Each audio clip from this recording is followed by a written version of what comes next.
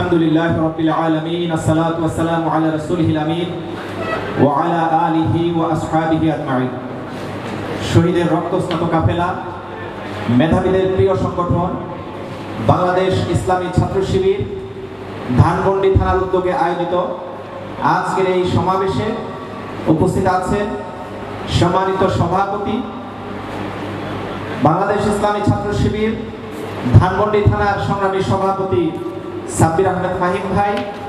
আমাদের মাঝে অতিথি হিসেবে উপস্থিত আছেন ইসলামী ছাত্র শিবিরের কেন্দ্রীয় কার্যকরী পরিষদের সম্মানিত সদস্য, কেন্দ্রীয় প্রকাশনা সম্পাদক ছাত্রনেতা আজিজুর রহমান আজাদ ভাই। উপস্থিত আছেন মহানগরী সংগঠনের সংগ্রামী সভাপতি মুজাফর হোসেন ভাই। আমাদের মাঝে উপস্থিত আছেন বিশিষ্ট সমাজসেবক বাংলাদেশ জামাত ইসলামীর ঢাকা মহানগরী দক্ষিণ শাখার সম্মানিত কর্মপরিষদ সদস্য শ্রদ্ধাভাজন আব্দুর রহমান ভাই। উপস্থিত অন্যান্য নেতৃবৃন্দ এবং সম্মানিত কর্মী ভাইরা, দায়িত্বশীল ভাইরা, আসসালামু আলাইকুম ওয়া রাহমাতুল্লাহি ওয়া বারাকাতুহু। দীর্ঘদিন পর আমরা আজকে মিডিয়ার মুখোমুখি হওয়ার সুযোগ পেয়েছি, দীর্ঘদিন পর আমরা প্রকাশ্যে কথা বলার সুযোগ পেয়েছি। এজন্য একমাত্র এবং আমাদের সর্বময় ক্ষমতাময় আল্লাহ রাব্বুল আলামিনের দরবারে শুকরিয়া আদায় করছি, আলহামদুলিল্লাহ।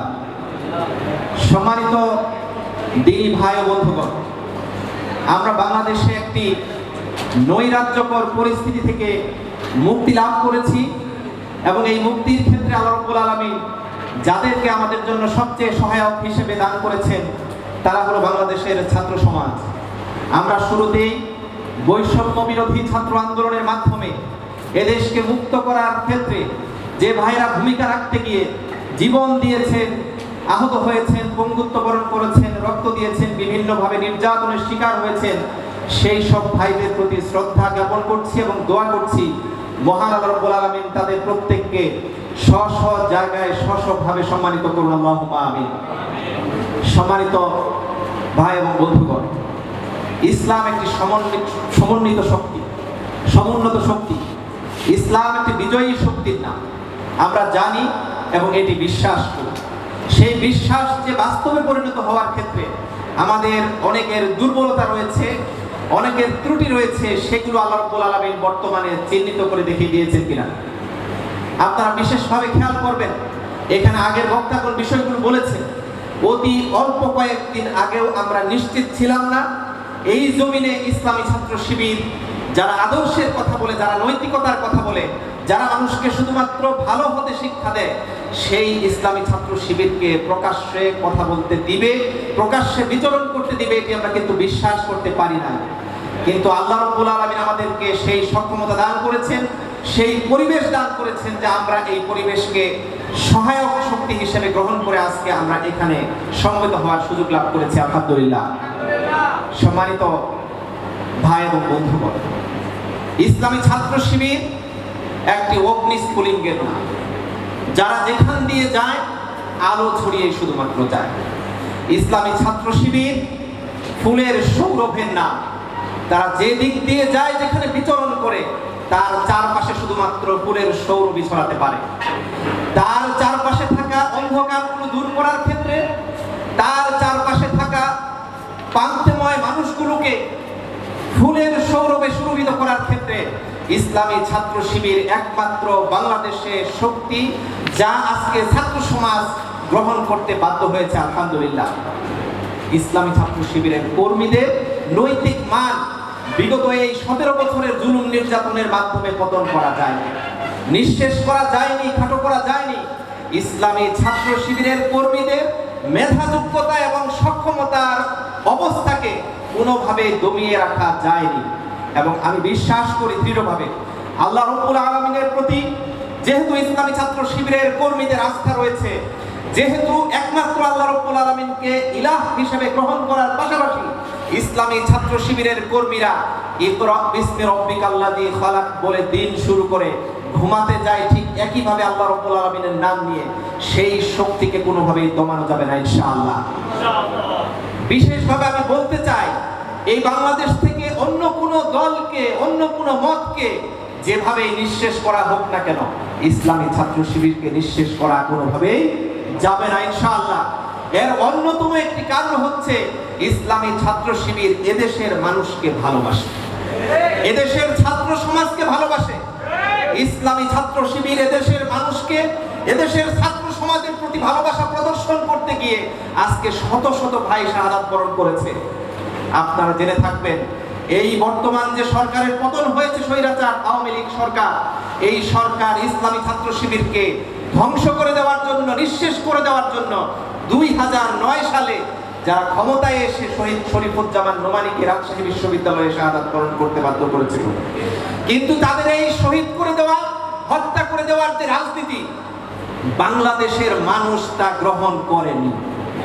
বাংলাদেশের ছাত্র সমাজ যে এটি গ্রহণ করেনি, তার অন্যতম প্রমাণ হচ্ছে এই চলমান বৈষম্য বিরোধী স্বাধীনতা আন্দোলন।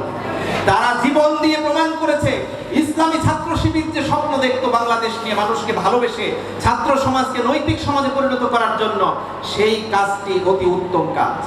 আর এর বিরুদ্ধে ভূমিকা রেখে আওয়ামী লীগ যে ভূমিকা নিয়েছিল, সেটি অতি নিকৃষ্ট কাজ। সেই নিকৃষ্ট কাজকে, সেই নিকৃষ্ট ভূমিকাকে তারা ধূলিসাৎ করে দেওয়ার জন্য আজকে সমস্বরে রাজপথে নেমে এসেছিল। ইসলামী ছাত্র শিবিরের আজকের এই সমাবেশে উপস্থিত প্রত্যেকজন কর্মী, প্রত্যেকজন দায়িত্বশীল ভাই জানবাজ কর্মী হিসেবে ছাত্র সমাজের পাশে ছিল, আলহামদুলিল্লাহ।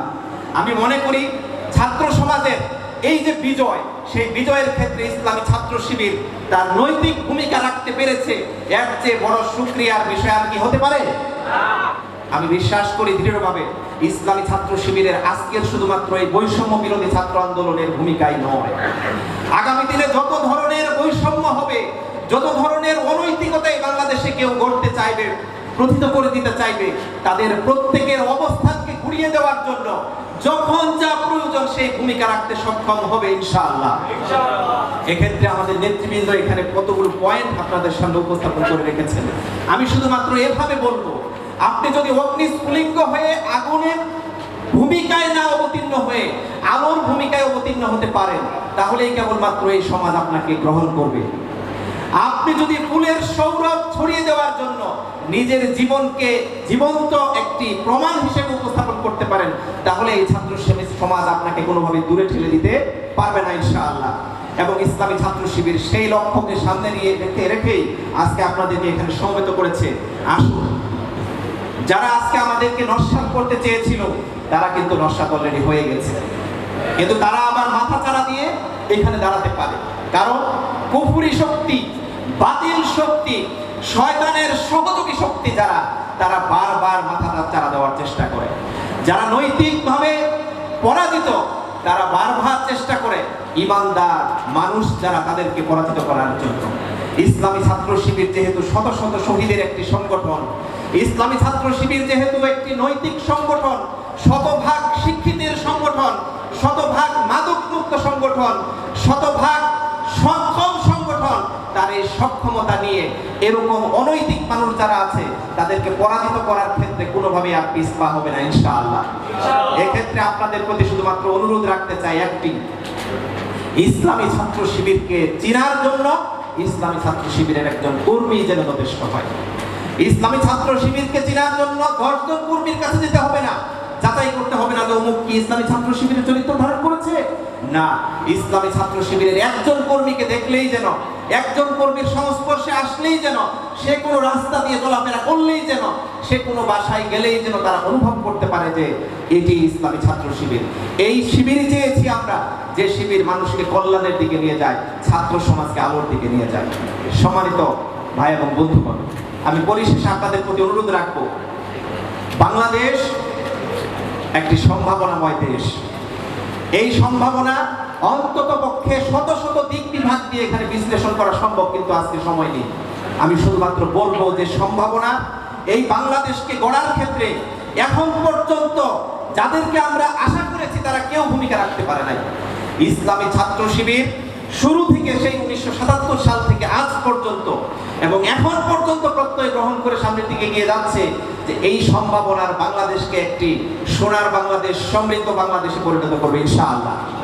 এবং এই সমৃদ্ধ বাংলাদেশ গড়ার ক্ষেত্রে ইসলামী ছাত্র শিবিরের সামনে যদি কেউ আসে, হয় তাকে বুকে টানে টেনে নিয়ে ভালোবাসা দিয়ে তাকে আমাদের পথের সাথী করে নিতে হবে, আর না হয় আমাদের পদপিষ্ট হয়ে সে নিঃশেষ হয়ে যাবে, এতে কোনো আফসোস আমরা করবো না ইনশাআল্লাহ।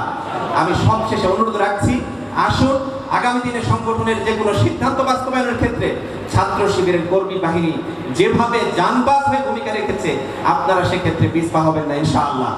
কিন্তু এক্ষেত্রে অবশ্যই আমাদের মেধা, নৈতিকতা, যোগ্যতা সবকিছুকে সামনে রাখতে পারলেই আমাদেরকে গ্রহণ করার ক্ষেত্রে আরো বেশি মুখিয়ে থাকবে ছাত্র সমাজ।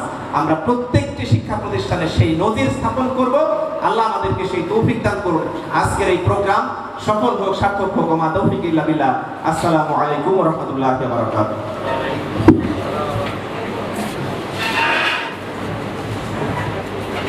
অসংখ্য